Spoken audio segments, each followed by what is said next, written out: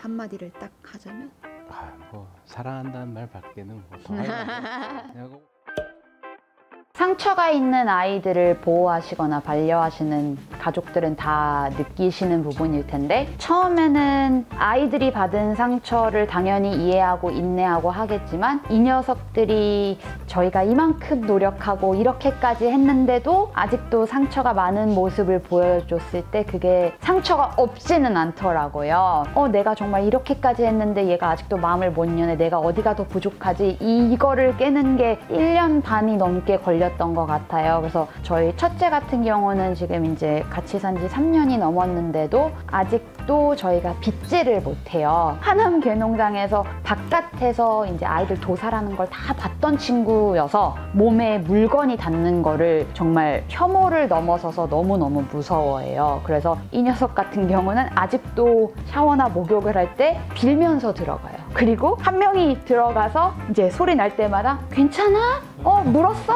그만할까? 이렇게 진행이 되거든요. 근데 이제 처음 생각하면은 정말 많이 바뀐 거는 맞아요. 이제 처음에는 터치 자체가 안 됐던 친구니까 손이 가까이만 가도 싫어했고 무서워했고, 근데 지금은 만지는 거 다 허락해주고 하니까, 그래서 그거에 대해 되게 감사하면서도 사람의 욕심이라는 게 있잖아요. 저도 이제 애들 데리고 이쁘게 뭐 이렇게 누가 오시면은 안고 사진도 찍어보고 싶고, 뭐 남들이 하는 뭐 프로필 사진도 가보고 싶고, 근데 저희 아이들은 그게 편한 아이들이 아니어서 그냥 평범한 반려인이 본인의 반려견과 꿈꿀 수 있는 그런 게 이상으로 생각을 했었을 때는 상처가 많았고, 지금은 근데 결혼하고 이제 이 녀석들이 남편한테 마음을 여는 모습을 보면서 저도 또 많이 바뀌었어요. 절대 불가능할 거라고 생각했던 것들이 가능하게 시작되면서 얘네가 그만큼 노력하고 있는 거를 저희도 이제 깨닫고, 그걸 보면서 저희는 우리 인생 동안 포기하고 있어야 될 것들이 이제 막 하기 시작하니까, 그래서 다른 사람들이 평범하게 즐기고 같이 시간을 보내는 걸 못하지만 대신 저희는 저희끼리만 느낄 수 있는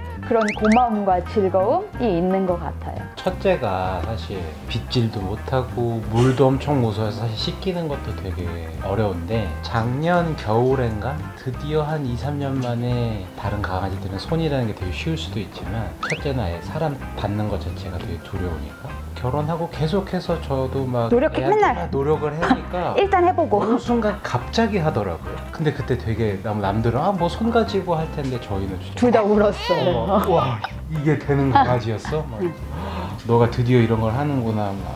그리고 그 손을 줬을 때도 다른 애들은 일단 주고 보잖아요. 근데 얘는 정말 막 자기의 두려움을 어떻게든 막 자기 몸은 싫다고 본능이 막 싫다라고 하는데도 그래도 엄마 아빠한테 내가 이만큼 해볼게 라는 게 확대 해석일 수도 있겠지만, 뭐 저희는 그렇게 느꼈거든요. 얘가 그렇게 손을 정말 막 혼자서 그거를 막 겪어내고 이걸 뻗는다는 게 너무 신기하고 감사해서 둘 막 울고. 지금도 첫째는 병원에 가면은 바로 똥오줌실이긴 해요. 선생님 이렇게 손 닿으면. 또 하나, 둘째는 결혼 전에 와이프랑 먼저 좀 몇 개월 살고 있었는데 와이프네 집에 놀러 가도 볼 수가 없어요. 침대 구석에 들어가서 절대 안 나오거든요. 근데 요즘에는 이제 꼭 잔다고 하면은 저희 머리맡에 들어와서 자고, 둘째도 막 엄청난 노력을 했다기보단 기다려주는 게 되게 필요하거든요.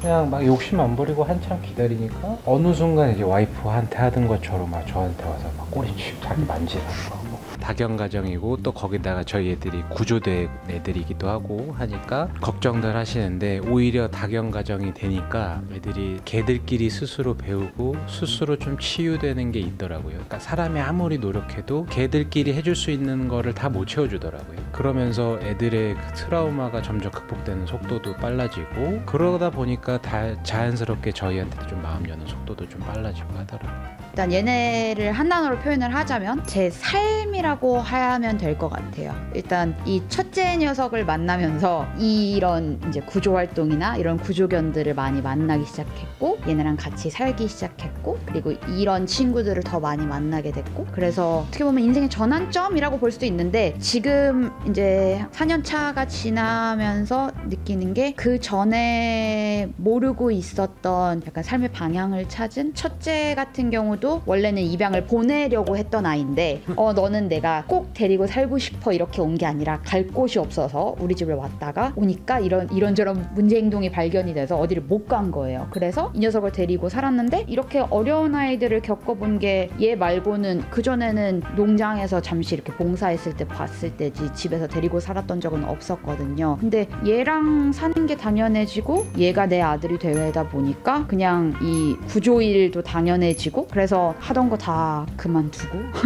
그리고 이제는 정말 개 5이랑 살고 있는 개 엄마가 됐기 때문에 사지 말고 입양하세요라는 슬로건을 한국에서도 외국에서도 참 많이 이야기를 하잖아요. 어떻게 보면 당연히 유행이 되면 좋겠지만 이런 입양하는 문화가 사지 않고 그렇지만서도 걱정이 되는 부분이 너무 많아요. 워낙 버려지는 아이들이 많고 그 버려지는 아이들 뿐만이 아니라 학대받는 아이들이 많기 때문에 혹시라도 입양을 생각을 하고 계시는 분들이 있다면 최소 50번 진짜 하루에 몇 번씩 하루에 최소 2번씩 이렇게 생각을 하고 한 2-3개월 정도 꾸준히 생각을 해보고 그 다음에 입양을 하셨으면 좋겠어요. 물론 많은 사람들이 사기보다 입양을 하면은 당연히 그거만큼 바랄 게 없지만 개를 반려한다는 것이 고양이를 반려한다라는 것이 절대 쉬운 일이 아니라는 거를 꼭 알아두셨으면 좋겠어요. 얘네랑 살면 정말 제약도 많거든요. 뭐 쉽게 그냥 둘이 놀러 갈 수 있는 것들도 애들 집에다가 두면은 이제 애들한테도 미안하고 뭐 여행을 간다고 하더라도 애들을 데리고 갈 수 있는 곳이 한정돼 있고 가는 방법도 이제 반려동물이 있으면 그게 한정돼 있다 보니까 너무 예쁘고 귀여운 모습에 현혹돼서 그런 정말 생활에서 계속 이렇게 나올 수 있는 그런 어려움들을 많이 느끼지 못하고 그리고 생각을 하더라도 난 할 수 있어 라고 하고 이제 막상 데리고 왔는데 결국엔 살아보니까 힘드니까 포기를 하시는 분들이 많아서 반려동물 입양을 하실 거면 차라리 임시보호로 먼저 시작을 해보시는 게 나을 것 같아요. 그래서 아픔이 있는 아이들을 겪어보고 뭐 아픔이 없더라도 새끼 강아지를 유기견을 데리고 오든 구조견을 데리고 오더라도 그 개들하고 살면서 진짜 하루에 똥을 몇 번이나 치워야 되는지 오줌을 얼마나 닦아야 되는지 물건을 얼마나 버려야 되는지 아파트를 얼마나 보수를 나중에 해줘야 되는지 이런 걸 직접 겪어보시고 입양을 하셨으면 좋겠어요. 요즘은 문득 진짜 안 아프고 나만큼이나 오래 살았으면 좋겠다는 생각을 하고요. 강아지는 보통 수명이 이제 정말 오래 살았다면 15년, 16년 이런데 뭐 평균 잡아 10년이라고 치면은 정말 짧잖아요. 저희가 사는 거에 비해. 근데 상대적으로 빠르게 흐르는 얘네들의 삶에 얘네들을 많이 행복하게 해주고 있는지 항상 궁금하고 행복하게 느꼈으면 좋겠고 애들이 아프지 말고 그러니까 니들이 가지고 있는 트라우마가 다 안 나와도 좋으니 그냥 아프지 말고 그러니까 스트레스 안 받고 행복하게 살았으면 좋겠어. 울컥했어. 누구? 나